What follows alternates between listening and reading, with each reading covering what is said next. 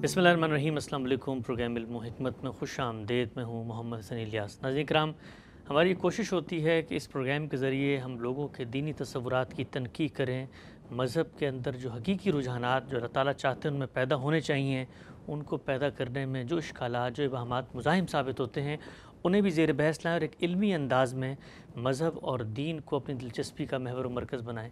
इसी सिलसिले में हमने कुरान मजीद के ऊपर गौर व फ़िक्र और कुरान के एक आलिम से कुरान मजीद को कैसे पढ़ना चाहिए, कैसे समझना चाहिए, क्या मज़ामीन उसमें ज़ेर बहस हैं, ये सिलसिला शुरू किया था। सूरह फातिहा पर हमने बात की। आज उसी सिलसिले को हम आगे बढ़ाएँगे। हस्ब साबिक़ हमारे से तशरीफ़ फरमा है जनाब जावेद अहमद गामदी साहब। आगाज़ करते हैं। हमसे बहुत शुक्रिया आपके वक्त का। सूरह फातिहा लगता ऐसे है कि चंद आयात पर मुश्तमिल एक सूरा है, लेकिन एक जहान मानी है जो इसके अंदर पिन्हा है। हम आपसे एक एक आयत पर रुक के तदब्बर करके समझ रहे हैं। बिलउमूम हम कुरान मजीद को पढ़ते भी हैं और हमारे घरों में भी होता है, लेकिन ये एहसास नहीं होता कि इसके अंदर इतनी गहरी बातें मौजूद हैं जो हमारी ज़िंदगी से बरह रास्त मुतल्लिक़ भी हैं। यहाँ तक हम पहुँच चुके थे कि आयत है इय्याका नअबुदु व इय्याका नस्तईन। तर्जुमा आपने किया है कि परवरदिगार हम तेरी ही इबादत करते हैं और तुझी से मदद चाहते हैं। इसकी वजाहत में आपने लिखा कि इबादत का लफ्ज़ अरबी ज़ुबान में असलन खुशू और तज़ल्लुल के लिए इस्तेमाल होता है। कुरान में ये उस खुशू और तज़ल्लुल के लिए ख़ास हो गया है जो बंदा अपने खुदावंद के लिए ज़ाहिर करता है। इसके ज़हूर की असल सूरत परस्तिश ही है, लेकिन इंसान चूँकि इस दुनिया में अपना एक अमली वजूद भी रखता है, इस वजह से इस ज़हूर से आगे बढ़कर ये इबादत इंसान के इस अमली वजूद से भी लाज़मन मुतल्लक़ होती है और इस तरह परस्तिश के साथ इताअत को भी शामिल हो जाती है। उस वक्त ये इंसान से मुतालबा करती है कि उसका बातिन जिस हस्ती के सामने झुका हुआ है उसका ज़ाहिर भी उसके सामने झुक जाए। उसने अपने आप को अंदरूनी तौर पर जिसके हवाले कर दिया है उसके खारिज में भी उसका हुक्म जारी हो, यहाँ तक कि उसकी ज़िंदगी का कोई पहलू इससे मुस्तस्ना ना रहे। यही इबादत है जिसे शिर्क की हर आलाइश से पाक करके अल्लाह ही के लिए ख़ास करने का इकरार इस आयत में किया गया है।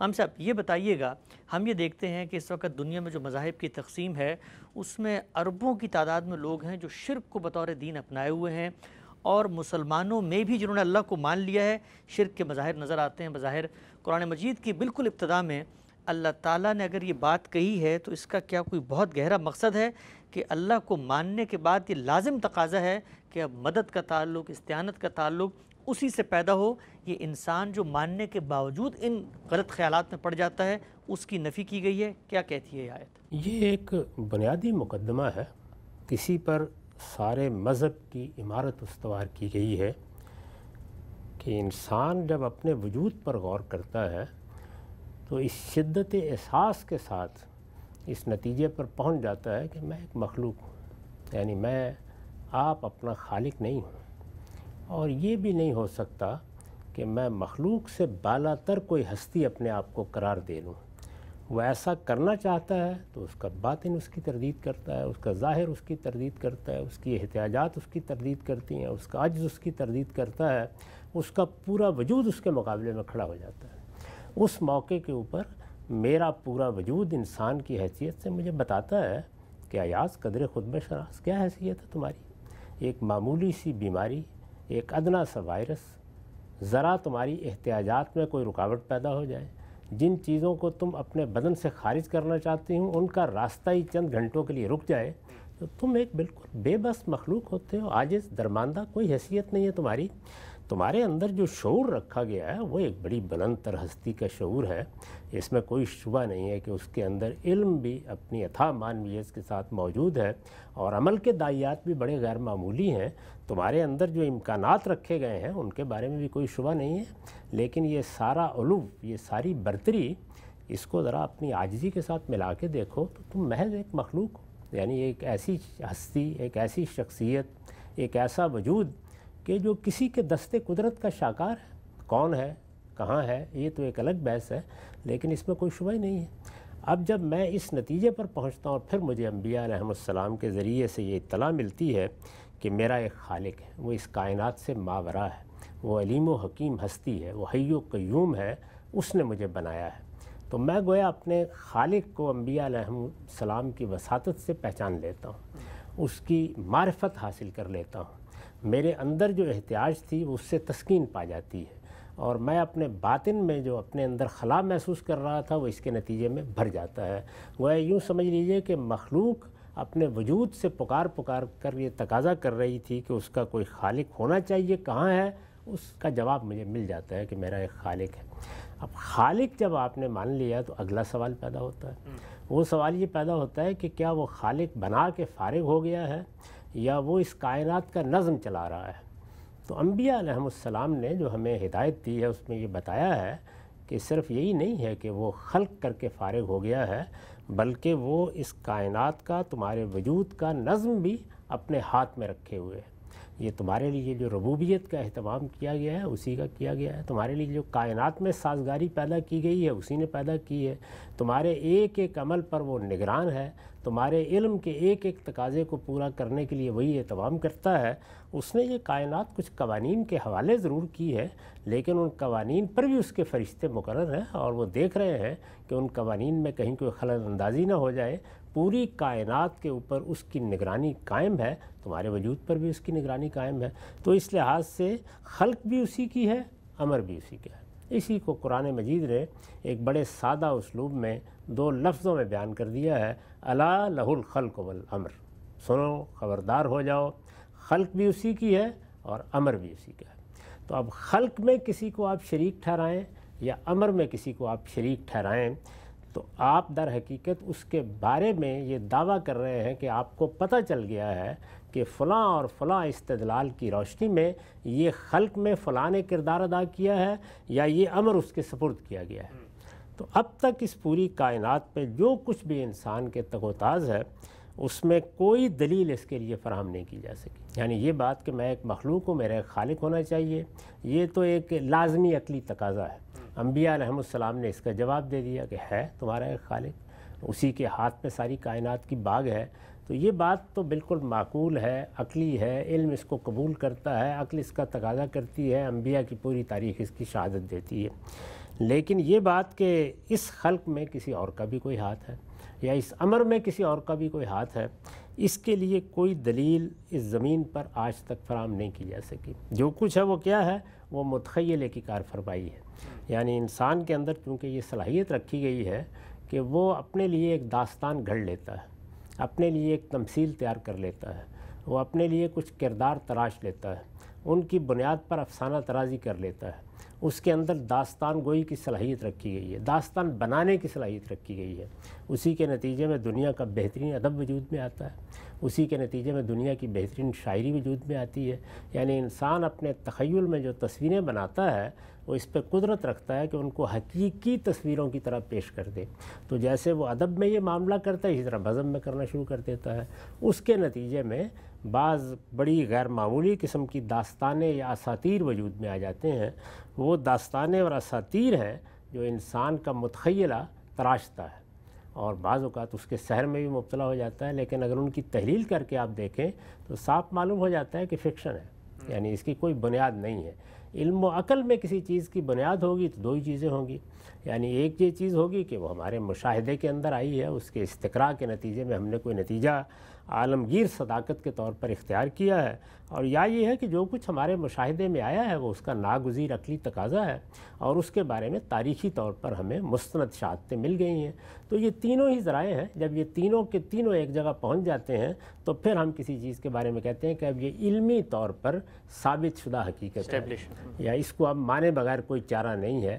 وہ اگر ظن غالب کے درجے میں بھی ہے تو بہرحال بہت قابل قبول چیز ہے، لیکن اس سے ہٹ کر آپ اپنے متخیلے سے کوئی تصویر بنا لیں، کوئی داستان آپ گھڑ لیں اور پھر اس کے بعد آپ کہیں کہ یہ ایسے ہو رہا ہے ایسے ہو رہا ہے، تو شرک کی بنیاد اساطیر پر ہے۔ یعنی وہ اصلاً دنیا کے اندر کبھی بھی اپنے لیے نہ مشاہدے میں کبھی کوئی استدلال تلاش کر سکا ہے، نہ ناگزیر عقلی تقاضوں میں اپنے لیے کوئی استدلال کبھی تلاش کر سکا ہے، اور نہ انبیاء علیہم السلام کی تاریخ اس کے حق میں کبھی کوئی شہادت دیتی رہی ہے۔ یہ سب چیزیں بالکل بے بنیاد ہیں۔ تو جب یہ سب چیزیں بالکل بے بنیاد ہیں جو شرک کے لیے کہی جاتی ہیں تو ظاہر ہے کہ پھر اس میں یہ سوال پیدا ہوتا ہے کہ انسان جب خالق اسی کو مانتا ہے جو کائنات کا پروردگار ہے، امر اسی کے ہاتھ میں ہے، سارا نظم وہی چلا رہا ہے، تو یہ ہو کیسے سکتا ہے کہ کسی اور کے سامنے وہ اپنا سر جھکا دے؟ اس لیے کہ پرستش تو ان دونوں امور کا لازمی تقاضا ہے۔ یعنی وہ خالق ہے، وہی میرا بنانے والا ہے، اسی کے ہاتھ میں میری حیات کی باغ ہے اور تمام امور اسی کے حکم، اسی کے اذن اور اسی کے فیصلے کے مطابق ہو رہے ہیں، جب تک میری معرفت میں یہ شعور نہیں آ جاتا میں کسی کے سامنے سر کیوں جھکاؤں گا؟ یعنی اگر جھکاؤں گا تو بے معنی حرکت کروں گا، اپنی توہین کروں گا، یعنی پھر میں حقیقت کے خلاف اقدام کروں گا۔ لیکن انسان چونکہ اپنے متخیلے کی کار فرمائی سے اور پھر بہت اعلیٰ درجے کا فکشن تشکیل کرنے والوں کے سحر میں مبتلا ہو کر اس طرح کے اساطیر تلاش کر لیتا ہے، تو اس لیے بندے کی طرف سے یہ اقرار اس دعا میں سامنے آتا ہے کہ پروردگار ہم ایسی بے شعوری کی کوئی حرکت نہیں کرتے، ربوبیت تیری، رحمت تیری، کرم تیرا، انجام تو نے ہمارے لیے مقدر کر رکھا ہوا ہے، تو یہ کیسے ہو سکتا ہے کہ ہم عبادت کے لیے کسی اور کی طرف رجوع کریں یا استعانت کے لیے کسی اور کی طرف رجوع کریں؟ یہاں ظاہر ہے کہ جو استعانت زیر بحث ہے وہ امر کی استعانت ہے، یعنی جو اس دنیا سے، اس کائنات سے، اس کے اسباب سے ماورا امر و تصرف ہے، وہ چونکہ اللہ ہی کے ہاتھ میں ہے، تو اس دائرے میں جہاں مدد کی ضرورت ہوتی ہے وہاں ہم اللہ ہی کی طرف رجوع کرتے ہیں۔ تو اس وجہ سے یہ دونوں باتیں ہیں جو ہمارے ایمان کا ناگزیر تقاضا ہے، خدا کو ماننے کا ناگزیر تقاضا ہے، خدا کے صحیح شعور کا ناگزیر تقاضا ہے۔ اگر یہ تقاضا ہم نے پورا نہیں کیا تو اوپر سے یا تو معرفت میں نقص ہوگا، اور یا یہ ہے کہ وہ چیز ہمارے لیے کوئی شعوری احساس ہی نہیں بن سکی، ہم نے کہنے کو ایک بات کہہ دی، اقرار کرنے کو ایک چیز کا اقرار کر لیا، لیکن وہ حلق سے اوپر کی کوئی بات تھی، وہ اپنی گہرائی کے ساتھ ہمارے وجود کا حصہ نہیں بنی۔ اگر اللہ تعالیٰ کا تصور اور اللہ تعالیٰ کے ساتھ ہمارا تعلق بالکل صحیح جگہ پر استوار ہو تو یہ سوچ بھی انسان کے اندر نہیں پیدا ہو سکتی کہ میں کسی اور کی پرستش کر سکتا ہوں، میں کسی اور کے سامنے سر جھکا سکتا ہوں۔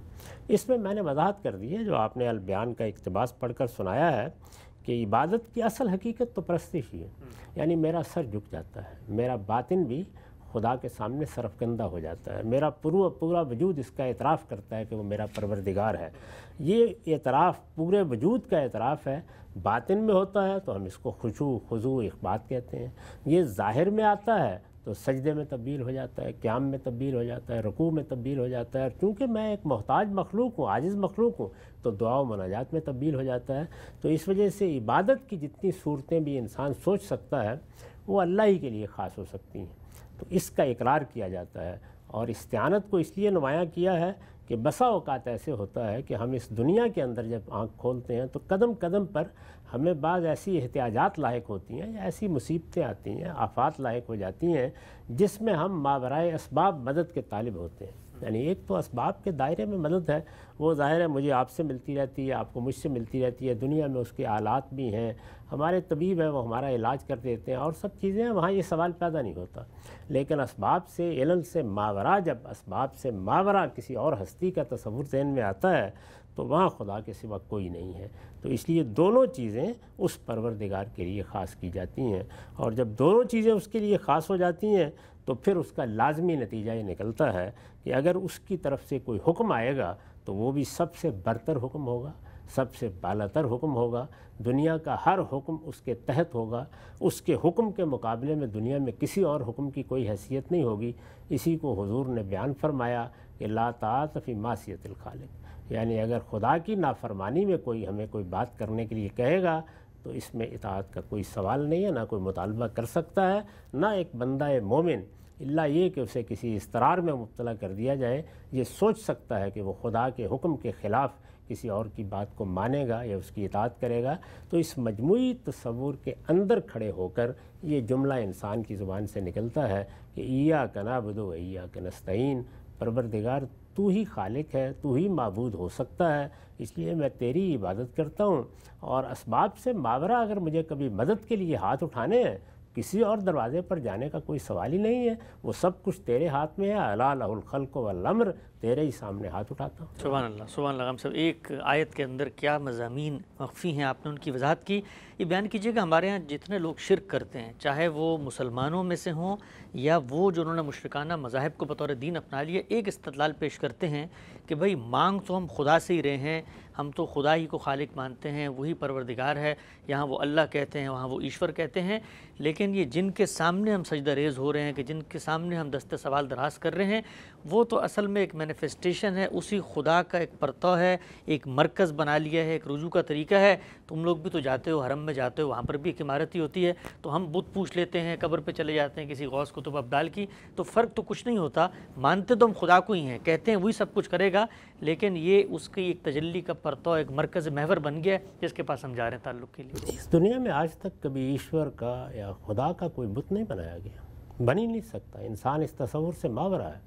پہلے وہ کچھ ہستیوں کو خلق یا امر میں شریک مانے گا، کوئی تصور پیدا کرے گا، وہ تصور اس کے متخیلے میں پیدا ہوتے رہتے ہیں، ان کی بنیاد پر وہ اساطیر بھی وجود میں لاتا رہتا ہے۔ پہلے کوئی ہستی وجود میں آئے گی جس کو یا خلق میں مانا جائے گا کہ وہ ساجی ہو گئی ہے، یا امر میں مانا جائے گا، اس کے بغیر بت بن کیسے سکتا ہے؟ تو یہ ساری تقریر بالکل بے معنی ہے۔ یعنی جو بت ہیں وہ تو بعض ہستیوں کے بت ہیں، ان کے بارے میں کچھ تصورات قائم کیے گئے ہیں، یہ بتایا گیا ہے کہ ان کا خلق میں یہ مقام ہے، ان کا امر میں یہ مقام ہے۔ یہ مقام اگر نہیں ہے تو کیا کوئی خدا کا بت بنا کے رکھا گیا ہے کہ ہمیں ایک مرکزیت پیدا کرنی ہے؟ ایسا تو دنیا میں کبھی ہوا ہی نہیں، تو اس لیے یہ بالکل بے معنی بات ہے۔ ٹھیک، آگے بڑھاتے ہیں ہم سب اس سلسلے کو۔ یہ بیان فرمائیے گا کہ ہمارے ہاں یہ جو شرک جس کی یہاں پر ابتدائی میں نفی کی گئی اور ہم نے دیکھا انسان اس میں مبتلا ہو جاتے ہیں، یہ پیدا جو ہے وہ کچھ بزرگ ہستیوں سے، ان کے کچھ غیر معمولی کارناموں سے، ان کی کچھ ستودہ صفات، ایسی حرکات سے پیدا ہو جاتا ہے کہ لوگ متاثر ہوتے ہیں۔ خود رسول اللہ صلی اللہ علیہ وسلم نے اپنی جو بنی اسماعیل کی پچھلی تاریخ ہے اس میں بتایا کہ وہاں پر شرک کیسے پیدا ہوا۔ تو انسان کی جو عقل ہے اگر وہ کسی شخص کو دیکھتی ہے کہ وہ بہت غیر معمولی نیک ہے، اس سے کچھ صدور بھی ہو رہا ہے کرامات کا، تو انسان تو متاثر ہوتا ہے کہ بھئی اگر اتنا اللہ کا نمازی پرہیزگار بندہ ہے تو کوئی نہ کوئی اللہ سے اس کا رابطہ تو ہوگا، تو ہم اس کے قریب ہوتے ہیں یا ہمیں اللہ کے قریب کر دے گا۔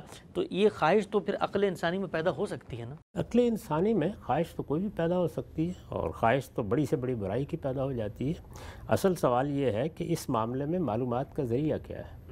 یعنی معلومات کا ذریعہ علم و عقل تو ہو نہیں سکتے۔ مثال کے طور پر کوئی شخص خلق میں شریک ہے، اس کی اطلاع کون دے گا؟ ظاہر ہے کہ خدا ہی دے گا، یعنی یا تو اطلاع ہے ہی نہیں یا خدا کی طرف سے آئے گی۔ اسی طریقے سے امر میں کسی کو شریک کیا گیا ہے، اللہ تعالیٰ نے کوئی ذمہ داری کسی کو دے دی ہے، کوئی اختیار کسی کو دے دیا ہے، کون بتائے گا؟ میرے پاس تو جاننے کا کوئی ذریعہ نہیں ہے۔ جو لوگ اس طرح کی باتیں کرتے ہیں ان کے پاس بھی جاننے کا کوئی ذریعہ نہیں، تو اللہ تعالیٰ ہی بتائے گا۔ اللہ تعالیٰ کی طرف سے اطلاع کی سند ہونی چاہیے، یعنی بتانا چاہیے کہ اللہ تعالیٰ نے یہ بتایا ہے کہ فلاں کو میں نے خلق میں شریک کیا ہے، فلاں کو میں نے امر میں شریک کیا ہے۔ ایک تو یہ ہے کہ کوئی شریک ہے، ظاہر ہے کہ وہ تو علم و عقل کے مسلمات کی روشنی میں معلوم ہوگا، لیکن اگر دعویٰ یہ ہے کہ اللہ نے شریک کیا ہے تو پھر اللہ کی اطلاع ہونی چاہیے۔ اسی طریقے سے یہ بات کہ فلاں میرا مقرب بارگاہ ہے، یا فلاں کے اعمال کو میں نے اس درجہ قبول کر لیا ہے کہ اب تم اس کے پاس چلے جایا کرو میرے دربار پہ آنے کی بجائے، یہ بات بھی اللہ تعالیٰ ہی بتائے گا۔ تو اس لیے شرک کی تردید میں یہ جتنے تصورات ہیں، قرآن مجید ہمیشہ ایک ہی بات کہتا ہے، وہ یہ کہتا ہے کہ ہاتھوں برہانکم ان کنتم صادقین، سچے ہو تو اس کے لیے کوئی دلیل لاؤ۔ یہ دلیل تو خدا کی طرف سے آئے گی، یعنی یہ آپ اپنی طرف سے گھڑ کے نہیں پیش کر سکتے۔ اگر آپ یہ کہتے ہیں کہ مجھے یہ خیال ہوتا ہے تو یہ آپ کے متخیلے کی کار فرمائی ہے، اس پہ زیادہ سے زیادہ کہا جا سکتا ہے کہ اچھا فکشن ہے، آپ نے اس کو وجود پذیر کر لیا، اس کی کوئی بنیاد نہیں ہے۔ دنیا کے اندر آپ کے فیصلوں کی بنیاد علم کو ہونا چاہیے، اور علم یا تو مشاہدے پر مبنی ہوگا، یا عقلی استدلال پر مبنی ہوگا، یا تاریخ کی شہادت پر مبنی ہوگا۔ اس کے سوا کوئی چیز علم کے درجے میں نہیں پہنچ سکتی، باقی آپ کے گمان ہیں۔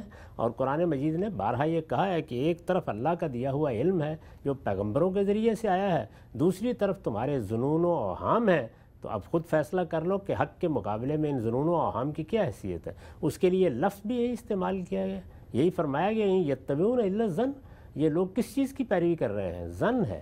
ظن کہاں سے پیدا ہوتا ہے؟ وہم سے۔ وہم کہاں سے پیدا ہوتا ہے؟ وہی متخیل قوت سے۔ تو اس لیے قرآن مجید نے تو دو لفظوں میں اس معاملے کو ختم کر دیا ہے کہ شرک کی کوئی بنیاد علم میں ہے ہی نہیں سرے سے۔ ٹھیک، اگر سے بتائیے گا کہ یہ جو آیت ہے اس میں کہا کہ تیری ہی عبادت کرتے ہیں اور تجھی سے مدد چاہتے ہیں پروردگار، تو جب ہم نے یہ اللہ تعالیٰ نے ہمیں دعا سکھائی کہ ایک ہی ہے خالق، اسی سے سب کچھ کرنا ہے، تو یہ پیچھے جو ہم نے سب کچھ پڑھا کہ رحمان بھی، رحیم بھی، اور شکر کا جذبہ بھی مجھ میں پیدا ہوتا ہے، میں مخلوق بھی ہوں، اور تو اس سب کے بعد یہ کیسے لازم آتا ہے کہ وہ ایک ہی خدا ہے جس کو یہاں ریفر کیا جا رہا ہے کہ اسی کی طرف جائے گا؟ یعنی متعدد خدا کیوں نہیں ہو سکتے؟ عقل یہاں تک پہنچنے میں کیسے اس نتیجے تک پہنچ گئی ہے جو اللہ تعالیٰ نے ہماری زبان پہ جاری فرمایا کہ ایک ہی سے تم نے مدد مانگ لی؟ اس لیے پوری کائنات کے اندر وہ وحدت موجود ہے، تمام مخلوقات میں موجود ہے، اس لیے عقل تو اس سے آگے بڑھ ہی نہیں سکتی۔ یعنی وہ یہ تقاضا تو کرتی ہے کہ یہ کائنات کہاں سے وجود میں آ گئی ہے، اس میں کہاں سے پیدا ہو گیا ہوں، یہ تو وہ کہتی ہے کہ اس کا کوئی حل ہونا چاہیے، لہٰذا وہ خالق کا تقاضا کرتی ہے۔ خالق ایک ہی ہے، یہ پیغمبروں کی اطلاع ہے، تو دو ہیں یا تین ہیں یا چار ہیں، عقل تو ایک کو ماننے کے لیے بھی محض یہ تقاضا پیدا کر رہی تھی کہ اس کو ہونا چاہیے، اس کے وجود کا اقرار تو عقل میں نہیں آ سکتا تھا، تو پیغمبروں نے آ کے بتایا، تو یہ تقاضا کہاں سے پیدا کرے گی تین ہے یا چار ہے؟ ظاہر ہے کہ جو آدمی اس طرح کی بات کہے گا ایک جھوٹ بولے گا۔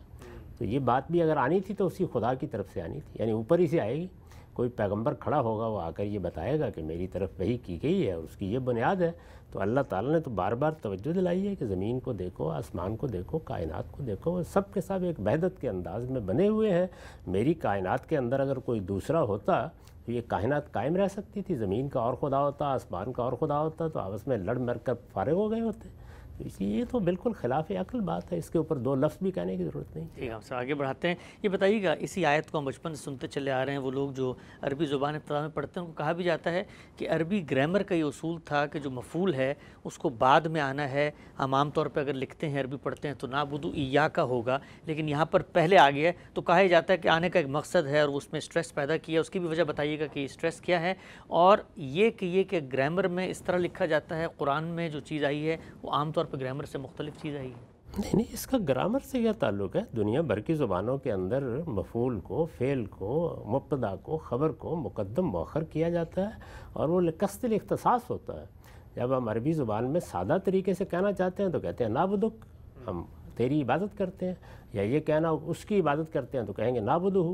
لیکن جس وقت ہم حصر کے ساتھ یہ کہنا چاہتے ہیں کہ تیری ہی عبادت کرتے ہیں تو یہی اسلوب اختیار کیا جائے گا۔ تو سوال یہ ہے کہ کیا دنیا کی زبانوں کے اندر یہ کہنے کے لیے کبھی موقع نہیں پیدا ہوتا؟ یعنی میں آپ ہی کے پاس آیا ہوں کہ آپ میری مدد کریں، میں آپ ہی کے پاس آیا ہوں کہ آپ میرے ساتھ لاہور تک چلیں، تو یہ حصر کے اسالیب کیا دنیا میں درکار نہیں ہیں؟ تو کیا عربی زبان ان سے خالی تھی کہ قرآن کو ایجاد کرنا پڑا؟ جو اسلوب عربی زبان کے موجود ہیں عربی مبین میں، اسی اسلوب کو اختیار کیا گیا ہے۔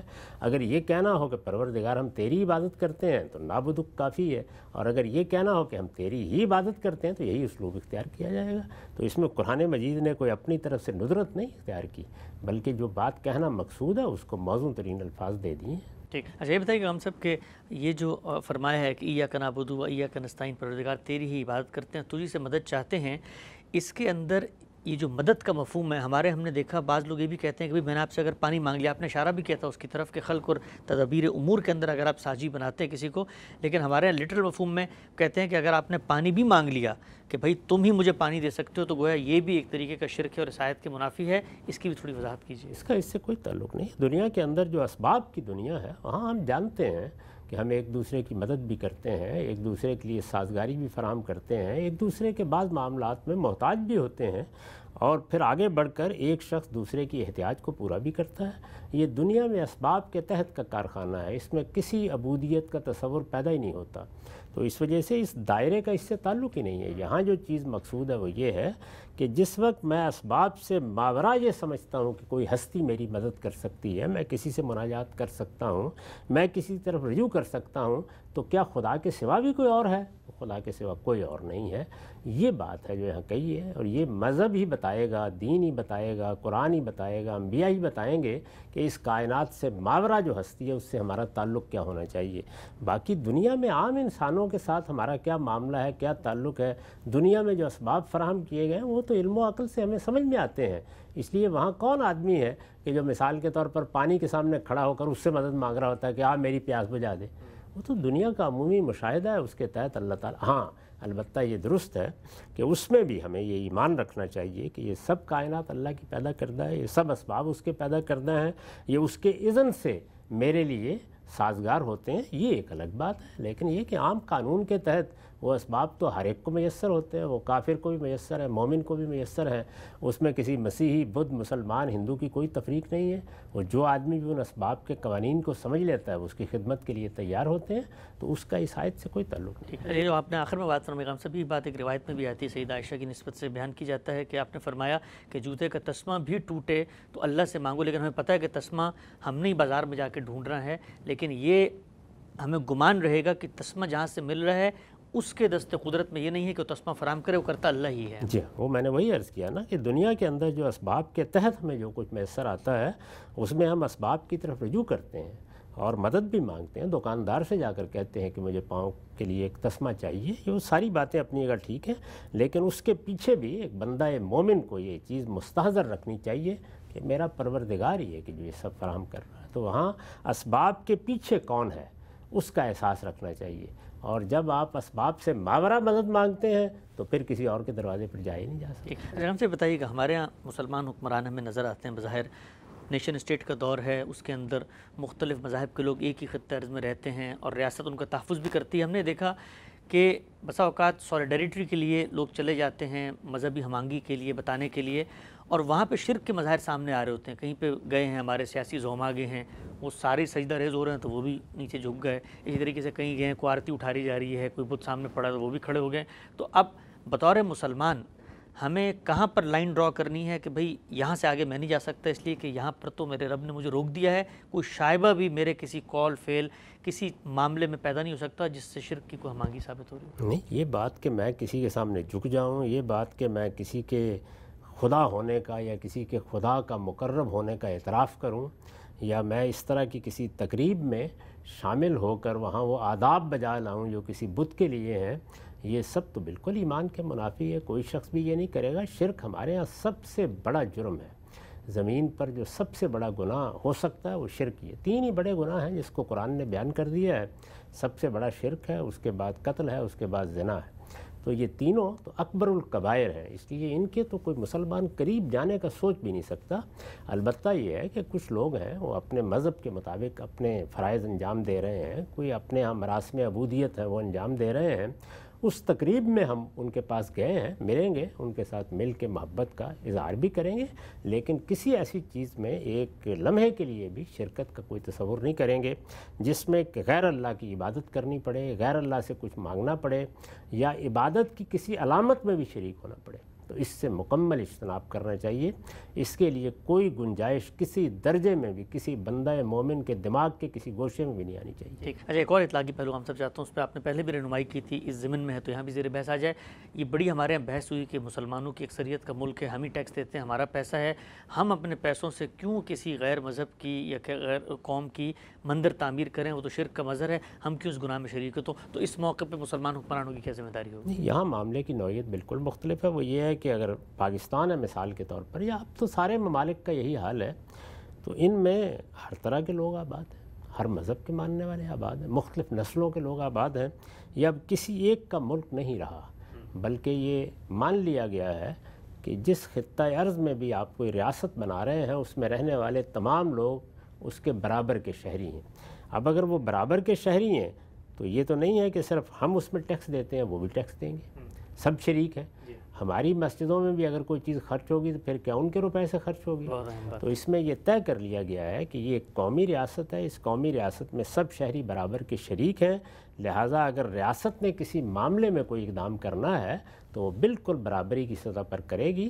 یہ عبادت کرنا ایک الگ چیز ہے، اور اپنے شہریوں کے حقوق کی حفاظت کرنا یا ان کی ذمہ داریوں کو پورا کرنا یا ان کو پورا کرنے میں ان کی مدد کرنا، یہ بالکل ایک الگ چیز ہے۔ اس میں لوگ دو الگ الگ باتوں کو آپس میں ملا دیتے ہیں۔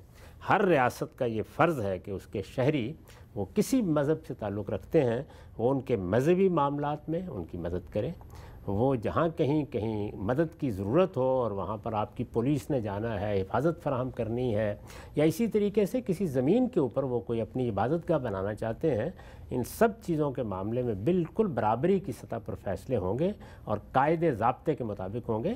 زیادہ سے زیادہ آپ یہ کہہ سکتے ہیں کہ ایسے معاملات کو کرتے وقت اگر یہ طریقہ اختیار کر لیا جائے، اور وہ ہماری مساجد کے بارے میں بھی اختیار کیا جائے کہ لوگوں کے کنٹریبیوشن کو اس کے لیے خاص کر کے آپ اسی کمیونٹی کے لیے وہ چیزیں فراہم کر دیں. اگر کسی کو ٹیکس کے معاملے میں اعتراض بھی ہے تو اس کا بھی طریقہ یہ ہے. لیکن یہ حکومت جس وقت لوگوں کے ساتھ معاملہ کر رہی ہے تو یہاں اب ہمارا یا دوسرے کا سوال نہیں ہے. یہاں تو برابر کے شہری ہیں, ان کی ضرورتیں پوری کرنا, حکومت سے متعلق اقدامات کرنا, اس میں کوئی تفریق نہیں کی جا سکتی. اس کا کوئی تعلق عبادت سے نہیں ہے. ہم اس مندر میں جا کے عبادت نہیں کرنے لگ جائیں گے. وہ کمیونٹی عبادت کرنا چاہتی ہے, ان کا وہ مذہب ہے, ان کا وہ مذہبی تقاضا ہے. چونکہ وہ اس ملک کے شہری ہیں اور شہری کی حیثیت سے برابر کے حقوق رکھتے ہیں, وہ حقوق جس طرح مسلمانوں کے حکومت پر ہیں ان کے بھی حکومت پر ہیں. حکومت ان حقوق کو ادا کر رہی ہے, یہ اس کی ذمہ داری ہے کہ وہ ادا کرے. ٹھیک ہے صاحب, اطلاقی پہلو زیر بحث آیا تو اس کو بھی ہم سامنے لے آئے. آگے بڑھاتے ہیں سلسلہ گفتگو کو. اگلی آیت ہے کہ اہدنا الصراط المستقیم, ہمیں سیدھی راہ کی ہدایت بخش دے. آپ نے فرمایا تھا کہ آپ کے استاد نے پوچھا آپ سے کہ سب سے بڑی دعا کون سی ہے, اور پھر انہوں نے جواب میں فرمایا کہ یہ سب سے بڑی دعا ہے. یہاں پر زبان کا ایک پہلو آپ زیر بحث لائے ہیں. میں چاہتا ہوں ذرا ایک عام آدمی کو آپ یہ بتائیں کہ قرآن مجید کے اندر یہ جب الفاظ کا انتخاب ہوتا ہے یا کہیں پریپوزیشن کے بغیر آتا ہے تو اللہ کے ہاں اس کا بھی کوئی مقصد ہوتا ہے. آپ نے لکھا ہے کہ آیت میں اہدنا الہ کے بغیر آیا ہے, چنانچہ عربیت کی روح سے اب اس کا مفہوم صرف اس قدر نہیں رہا کہ ہمیں سیدھی راہ دکھا, بلکہ اس سے بہت زیادہ ہو گیا ہے.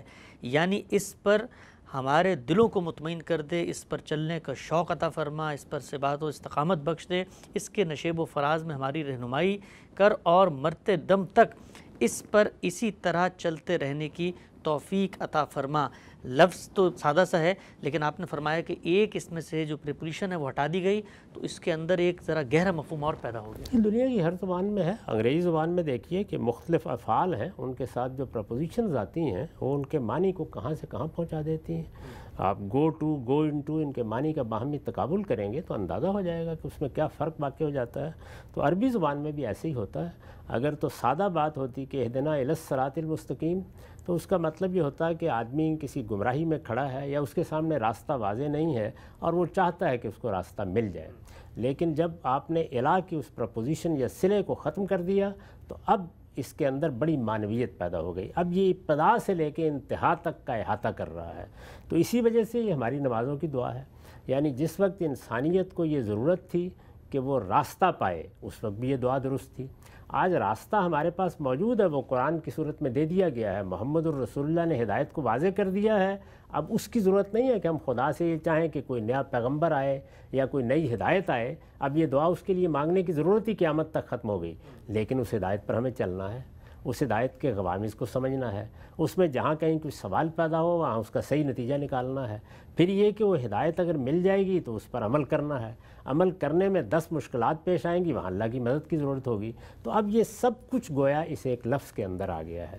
تو اس لحاظ سے یہ بڑا بلیغ اسلوب ہے کہ یہ دعا جس مرحلے پر بھی آپ مانگی جائے گی تو یہ گویا ہدایت ہی کی دعا بن جائے گی.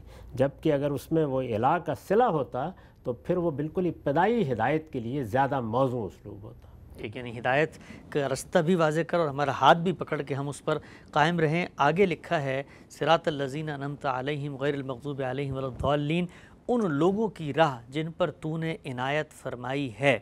آپ نے اس کی وضاحت میں لکھا یعنی ان لوگوں کی راہ جنہیں تو نے اپنی ہدایت سے نوازا اور انہوں نے پورے دل اور پوری جان کے ساتھ اس طرح اسے قبول کیا کہ تیری نعمت ہر لحاظ سے ان پر پوری ہو گئی.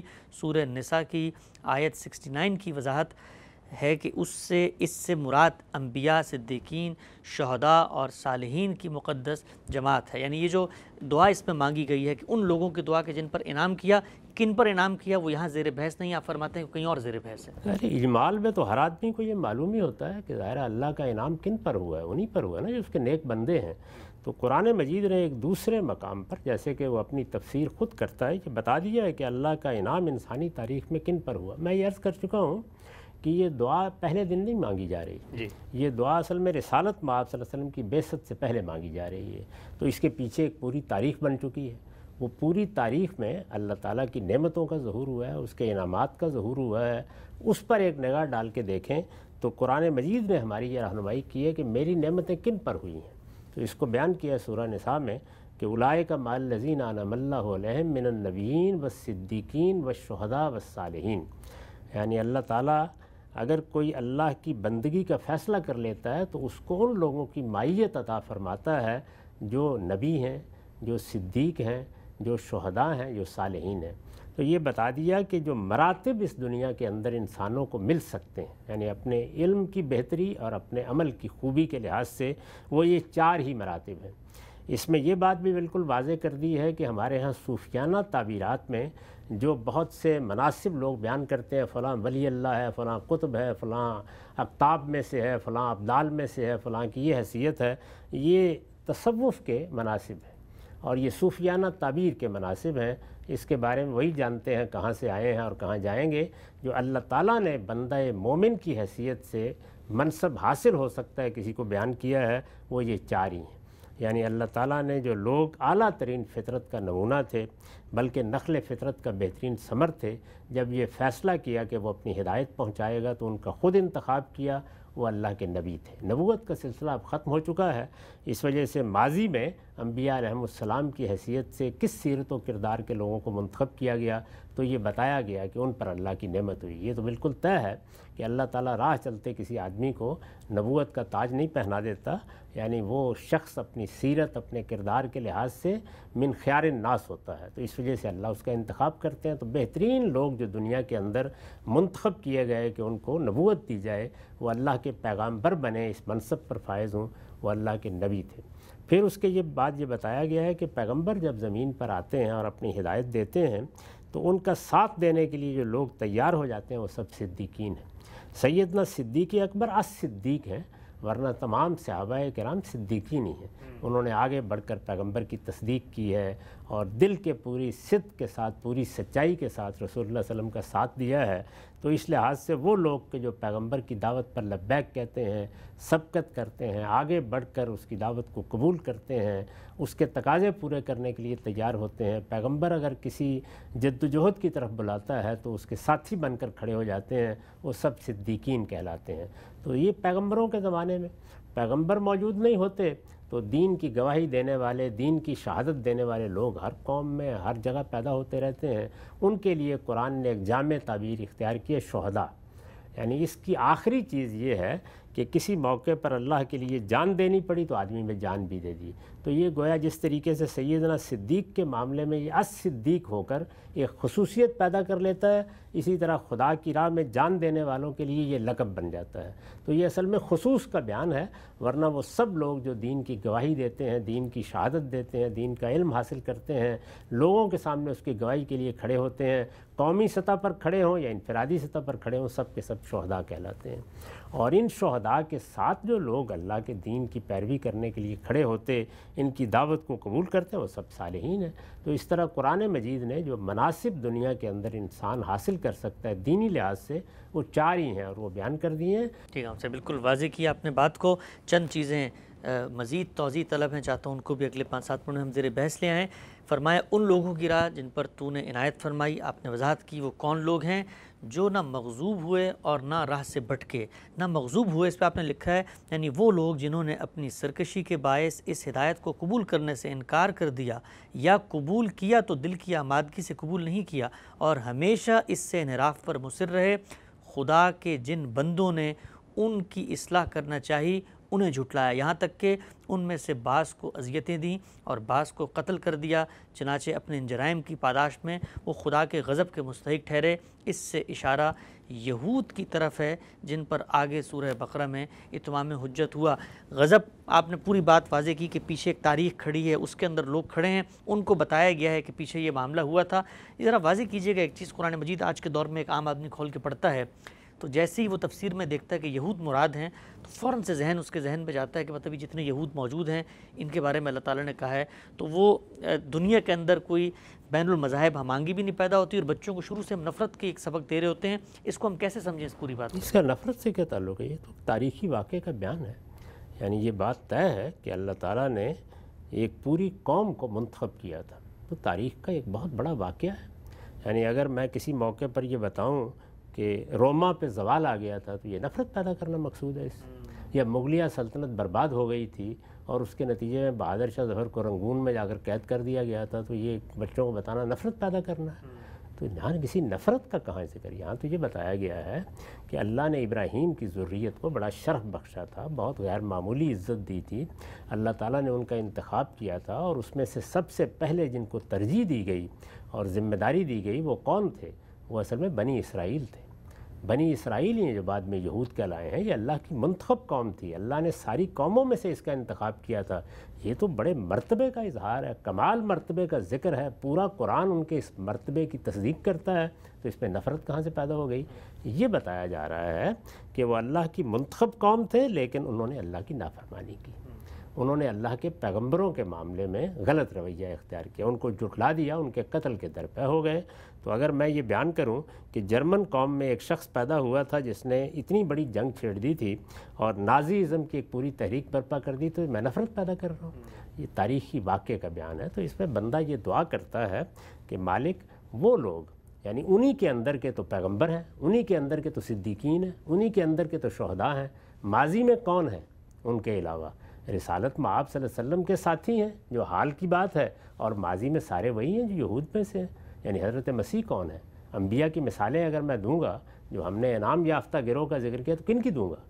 یہود کی دوں گا۔ انہی کے اندر سے اٹھنے والے پیغمبر، انہی کے اندر سے پیدا ہونے والے صدیقین، انہی کے اندر سے اٹھنے والے شہداء، انہی کے صالحین ہیں جن پر پوری دنیا میں اللہ تعالیٰ کی خصوصی نعمتیں اور اس کے خصوصی انعامات ہوئے ہیں۔ تو انعامات کا ذکر کرنے کے بعد یہ کہا ہے کہ ایک تو انہی یہود میں سے وہ ہیں جن پر تیری نعمتیں ہوئیں، ان کی راہ پر ہم چلنا چاہتے ہیں، اور ایک انہی یہود میں سے وہ ہیں جن پر تیرا غضب ہوا، تو ان سے اللہ تعالیٰ کی پناہ مانگی گئی ہے۔ تو اس میں کہا نفرت کا کوئی مضمون ہی نہیں ہے۔ ٹھیک ہے، بہت ہی آپ نے خوبصورتی سے اس پہلو کو بھی واضح کیا۔